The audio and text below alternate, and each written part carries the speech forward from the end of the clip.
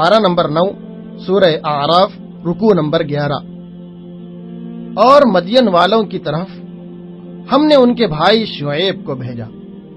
उसने कहा, ऐ बरादरान कौम, अल्लाह की बंदगी करो, उसके सिवा तुम्हारा कोई खुदा नहीं। वजन और पैमाने पूरे करो और लोगों को उनकी चीजों में घटा कर न दो। याद रखो वो जमाना जब तुम थोड़े थे, फिर अल्लाह ने तुम्हें बहुत कर दिया। उसकी कौम के सरदार जो घमंड में मुब्तला थे, उन्होंने उनकी न मानी। आखिरकार एक दहला देने वाली आफत ने उनको आ लिया। ऐसे मिटे गोया उन घरों में बसे ही न थे। रुकू नंबर 12। अल्लाह ताला पहले बस्तियों को तंगी और सख्ती में मुब्तला करता है ताकि आजिजी पर उतर आए, फिर खुशहाली देता है, फिर पकड़ लेता है। अगर बस्तियों के लोग ईमान लाते और तकवे की रविश इख्तियार करते तो हम उन पर आसमान और जमीन से बरकतों के दरवाजे खोल देते, मगर उन्होंने झुटलाया। फिर क्या बस्तियों के लोग अब उससे बेखौफ हो गए हैं कि हमारी गिरफ्त कभी अचानक उन पर रात के वक्त न आ जाएगी जबकि वो सोए पड़े हों, या उन्हें इत्मीनान हो गया है कि हमारा मजबूत हाथ कभी यकायक उन पर दिन के वक्त न पड़ेगा जबकि वो खेल रहे हों। क्या ये लोग अल्लाह के चाल से बेखौफ हैं? रुको नंबर 13।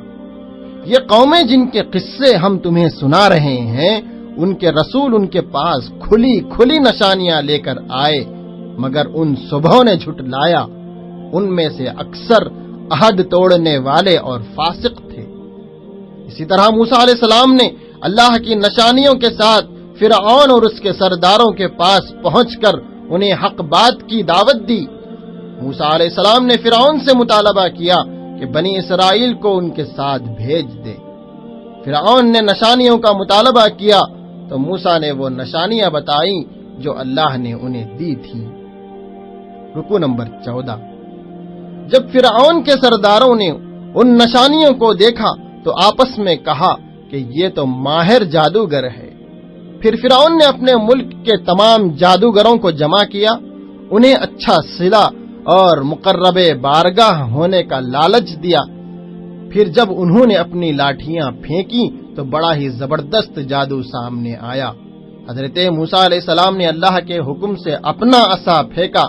आन की आन में वो उनके झूठे तिल्स्म को निगलता चला गया।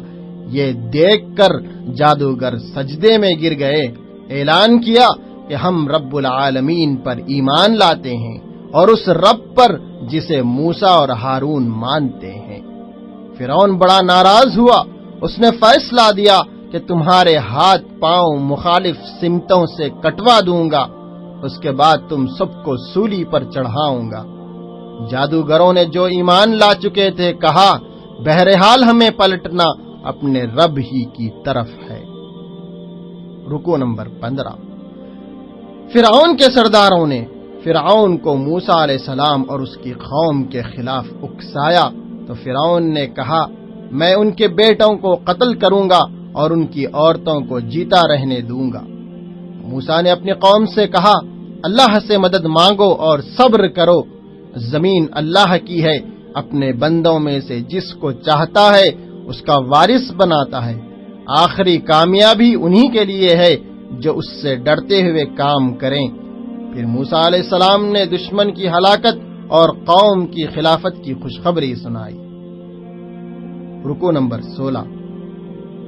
हमने फिरऔन की कौम पर तरह तरह के अजाब नाजिल किए, कहत और पैदावार की कमी में मुब्तला किया, तूफान भेजा, टिड्डी दल छोड़े, सुरसुरियां फैलाई, मेंढक निकाले और खून बरसाया। जब भी मुसीबत आती वो मूसा से दुआ की दरख्वास्त करते। जब हम उन पर से अजाब को एक मुकर्रर वक्त के लिए हटा लेते तो वो अपने अहद से फिर जाते। तब हमने उनसे इंतकाम लिया और समंदर में गर्क कर दिया, और उनकी जगह हमने उन लोगों को जो कमजोर बना के रखे गए थे उस जमीन के मशरिक व मगरिब का वारिस बना दिया। बनी इसराइल जब समंदर से गुजरे تو انہوں نے حضرت موسیٰ سے بتوں کو معبود بنانے کی گزارش کی۔ حضرت موسیٰ علیہ السلام بڑے ناراض ہوئے اور اپنی قوم سے کہا کہ اللہ نے تمہیں فرعون والوں سے نجات دی جو تمہارے بیٹوں کو قتل کرتا تھا اور عورتوں کو چھوڑ دیتا تھا، اور میں اس اللہ کو چھوڑ کر تمہارے لیے اور معبود تلاش کروں۔ رکوع نمبر 17۔ ہم نے موسیٰ علیہ السلام کو 40 دن کے لیے کوہ سینا پر طلب کیا۔ حضرت موسیٰ علیہ السلام اپنے بھائی ہارون کو جانشین بنا کر مقرر وقت پر طور پر پہنچے۔ جب اس کے رب نے اس سے کلام کیا تو موسیٰ نے التجا کی، اے رب میں تجھے دیکھنا چاہتا ہوں۔ فرمایا، تو مجھے دیکھ نہیں سکتا۔ جب اللہ نے پہاڑ پر تجلی کی تو اسے ریزہ ریزہ کر دیا اور موسیٰ غش کھا کر گر پڑا۔ جب ہوش آیا تو اللہ تعالیٰ نے فرمایا، میں نے تجھے میری پیغمبری کے لیے منتخب کیا ہے اور تجھ سے کلام بھی کیا ہے، بس جو کچھ میں تجھے دوں اسے لے اور شکر بجا لا۔ پھر اس کے بعد موسیٰ کو ہر شعبہ زندگی کے متعلق نصیحت اور ہر پہلو کے متعلق واضح ہدایت تختیوں پر لکھ کر دے دی اور کہا کہ ان ہدایات کو مضبوط ہاتھوں سے سنبھال اور اپنی قوم کو حکم دے کہ ان کے بہتر مفہوم کی پیروی کرے۔ رکوع نمبر 18۔ موسیٰ کے پیچھے اس کی قوم نے ایک بچھڑا بنایا اور اسے پوجنا شروع کیا۔ جب موسیٰ علیہ السلام لوٹے تو انہیں دیکھ کر بڑا رنج و ملال ہوا، غصے میں تختیاں پھینک دی اور بھائی ہارون کے سر کے بال پکڑ کر اس نے کھینچا۔ ہارون علیہ السلام نے صفائی پیش کی اور کہا کہ تو دشمنوں کو مجھ پر ہنسنے کا موقع نہ دے اور اس ظالم گروہ کے ساتھ مجھے شامل نہ کر۔ تب موسیٰ علیہ السلام نے کہا، اے رب مجھے اور میرے بھائی کو معاف کر دے اور ہمیں اپنی رحمت میں داخل فرما۔ رکوع نمبر 19۔ جب موسیٰ علیہ السلام کا غصہ ٹھنڈا ہوا تو اس نے تختیاں اٹھا لیں جن پر تحریر میں ہدایت اور رحمت تھی ان لوگوں کے لیے جو اپنے رب سے ڈرتے ہیں۔ اس کے بعد موسیٰ علیہ السلام نے اپنی قوم کے 70 آدمیوں کو منتخب کیا تاکہ ہمارے مقرر کیے ہوئے وقت پر حاضر ہوں۔ جب ان کو ایک زلزلے نے آ پکڑا تو موسیٰ علیہ السلام نے عرض کیا، اے ہمارے رب، کیا چند نادانوں کی وجہ سے ہم سب کو ہلاک کر دیں گے؟ آپ ہمیں معاف کر دیجئے، ہم پر رحم فرمائیے، ہم نے آپ ہی کی طرف رجوع کر لیا۔ جواب میں ارشاد ہوا، میں اپنی رحمت کو ان لوگوں کے حق میں لکھوں گا جو نافرمانی سے پرہیز کریں گے، زکوٰۃ دیں گے اور میری آیات پر ایمان لائیں گے۔ ہمارا پیغمبر نبی امی صلی اللہ علیہ وسلم نیکی کا حکم دیتا ہے، بدی سے روکتا ہے، پاک چیزیں حلال اور ناپاک چیزیں حرام کرتا ہے، ان پر سے لدے ہوئے بوجھ اتارتا ہے اور ان بندشوں کو کھولتا ہے جن میں وہ جکڑے ہوئے تھے۔ رکوع نمبر 20۔ پس ایمان والو، اللہ پر اور اس کے بھیجے ہوئے نبی امی پر جو اللہ اور اس کے ارشادات کو مانتا ہے پیروی اختیار کرو، امید کہ تم راہ راست پالو گے۔ موسیٰ کی قوم کو ہم نے 12 گھرانوں میں تقسیم کیا اور ایک ہی چٹان سے 12 چشمے ان کے لیے نکالے، بادل کا سایہ کیا اور من و سلوہ اتارا۔ لیکن جب ان سے کہا گیا کہ اس بستی میں جا کر بس جاؤ اور اس کی پیداوار سے روزی حاصل کرو اور شہر کے دروازے سے سجدہ ریز ہوتے ہوئے داخل ہونا، تو انہوں نے اس حکم کو بدل ڈالا۔ نتیجہ یہ ہوا کہ مستحق عذاب ہوئے۔ رکوع نمبر 21۔ سمندر کے کنارے جو بستی واقع تھی اس کے باشندے سبت کے دن احکام الہی کی خلاف ورزی کرتے تھے۔ ایک گروہ اس کام سے روکتا تھا، دوسرا گروہ ان سے کہتا تھا کہ تم ایسے لوگوں کو کیوں نصیحت کرتے ہو جنہیں اللہ ہلاک کرنے والا اور سزا دینے والا ہے۔ وہ جواب دیتے کہ ہم صرف اللہ کے حضور معذرت پیش کرنے کے لیے نصیحت کرتے ہیں اور اس امید پر کرتے ہیں تاکہ یہ لوگ نافرمانی سے بچیں۔ جب اللہ کا عذاب آیا تو ان لوگوں کو جو برائی سے روکتے تھے اللہ نے بچا لیا، باقی سب کو بندر بنا دیا۔ تمہارے رب نے اعلان کر دیا کہ وہ قیامت تک ایسے لوگ بنی اسرائیل پر مسلط کرتا رہے گا جو ان کو بدترین عذاب دیں گے۔ اس کے بعد ان کے ایسے ناخلف جانشین ہوئے جو کتاب الہی کے وارث ہو کر اسی دنیا کے فائدے سمیٹتے رہے اور اس بات کی توقع کرتے رہے کہ انہیں معاف کر دیا جائے گا۔ جو لوگ کتاب کی پابندی کرتے ہیں اور نماز قائم کرتے ہیں، ایسے نیک کردار لوگوں کا اجر ضائع نہیں کیا جائے گا۔ رکوع نمبر 22۔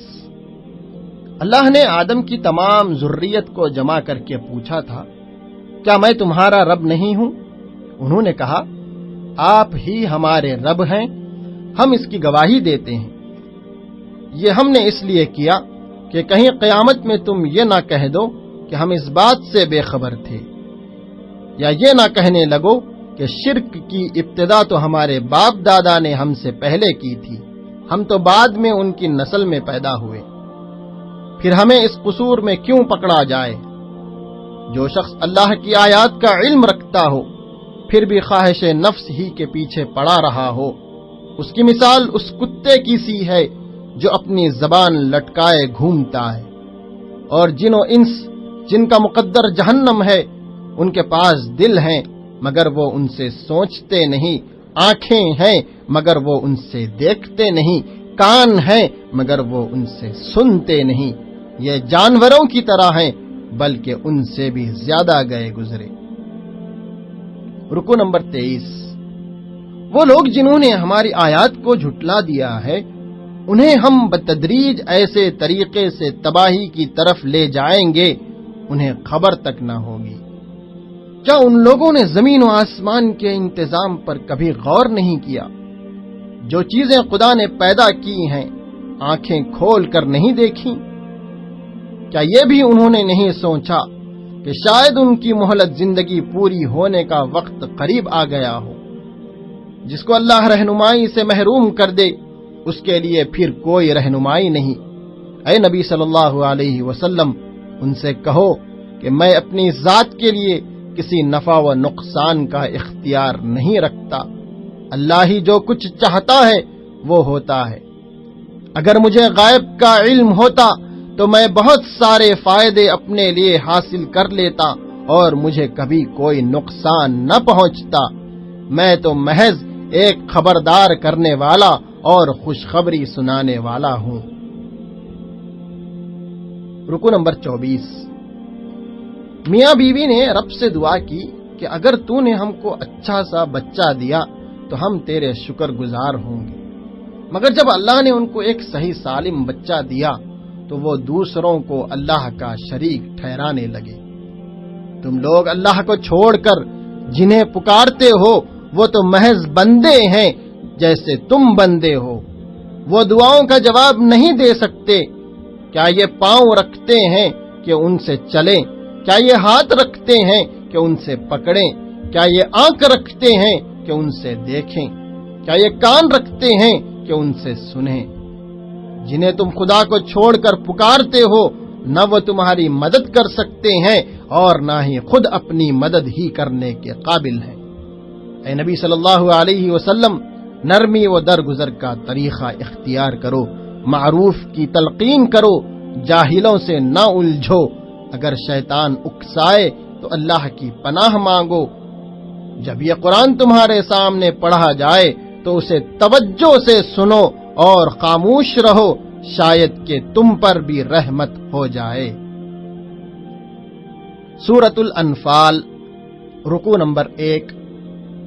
پس تم لوگ اللہ سے ڈرو، اپنے آپس کے تعلقات درست کرو، اللہ اور اس کے رسول کی اطاعت کرو اگر تم مومن ہو۔ سچے اہل ایمان تو وہ لوگ ہیں جن کے دل اللہ کا ذکر سن کر لرز جاتے ہیں، جب ان کے سامنے اللہ کی آیات پڑھی جاتی ہیں تو ان کا ایمان بڑھ جاتا ہے، اپنے رب پر بھروسہ کرتے ہیں، نماز قائم کرتے ہیں، اللہ کے راستے میں خرچ کرتے ہیں، یہی لوگ حقیقی مومن ہیں۔ جنگ بدر پر تبصرہ کرتے ہوئے ارشاد فرمایا کہ تمہاری چاہتوں کے علی الرغم اللہ تعالیٰ چاہتا تھا کہ بڑے گروہ کو شکست دے کر کافروں کی جڑ کاٹ دے، تاکہ حق حق ہو کر رہے اور باطل باطل ہو کر رہے۔ اس لیے اللہ نے تمہاری مدد کے لیے 1000 فرشتے بھیجنے کا وعدہ کیا۔ رکوع نمبر 2، اللہ تعالیٰ نے رات کو تم پر پانی برسایا تاکہ تمہیں پاک کرے اور تمہاری ہمت باندھا اور تمہارے قدم جما دیے۔ جب میدان گرم ہوا تو تمہارا رب فرشتوں سے کہہ رہا تھا کہ تم کافروں کی گردنوں پر ضرب اور جوڑ جوڑ پر چوٹ لگاؤ۔ اے اہل ایمان، جب تم لشکر کی صورت میں کفار سے دو چار ہو تو ان کے مقابلے میں پیٹ نہ پھیرو۔ جو ایسا کرے گا اللہ کے غضب میں گر جائے گا۔ میدان جنگ میں جنہیں بھی قتل کیا گیا انہیں دراصل اللہ ہی نے قتل کیا اور کنکر بھی اللہ ہی نے پھینکے۔ اللہ کافروں کی چالوں کو کمزور کرتا ہے۔ کافروں سے کہا گیا کہ آئندہ اگر ایسی حماقت کرو گے تو اللہ بھی اسی سزا کا اعادہ کرے گا۔ تمہاری بھاری جماعت تمہارے کام نہ آ سکے گی۔ اللہ مومنوں کے ساتھ ہے۔ رکوع نمبر 3، اے اہل ایمان، اللہ اور اس کے رسول کی اطاعت کرو۔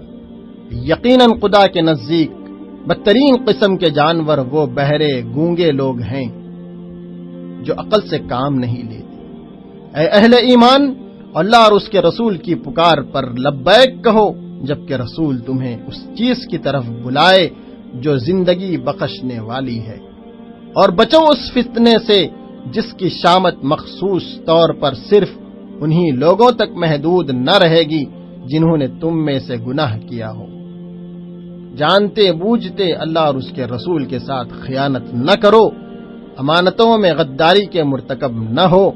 حقیقت یہ ہے کہ تمہارے مال اور اولاد تمہارے لیے سامان آزمائش ہے۔ رکوع نمبر 4، اے اہل ایمان، اگر خدا ترسی اختیار کرو گے تو اللہ تمہاری برائیوں کو تم سے دور کرے گا اور تمہارے قصور معاف کرے گا۔ اللہ کافروں کی چالوں کے مقابلے میں اپنی چال چلتا رہتا ہے اور وہ سب سے بہتر چال چلنے والا ہے۔ اللہ کا یہ قاعدہ نہیں ہے کہ لوگ استغفار کر رہے ہوں اور وہ ان کو عذاب دے دے۔ مسجد حرام کے جائز متولی تو صرف اہل تقوی ہی ہو سکتے ہیں۔ کافر لوگ مال کو خدا کے راستے میں روکنے کے لیے خرچ کرتے ہیں۔ یہ کوشش ان کے لیے پچھتاوے کا سبب بنے گی۔ اللہ کے ناشکرے جہنم کی طرف گھیر کر لائے جائیں گے تاکہ اللہ گندگی کو پاکیزگی سے چھانٹ کر الگ کرے اور پھر ہر قسم کی گندگی کو ملا کر اکٹھا کرے، پھر اس پلندے کو جہنم میں جھونک دے۔ رکوع نمبر 5، اے لوگوں جو ایمان لائے ہو، ان کافروں سے جنگ کرو یہاں تک کہ فتنہ باقی نہ رہے اور دین پورے کا پورا اللہ کے لیے ہو جائے۔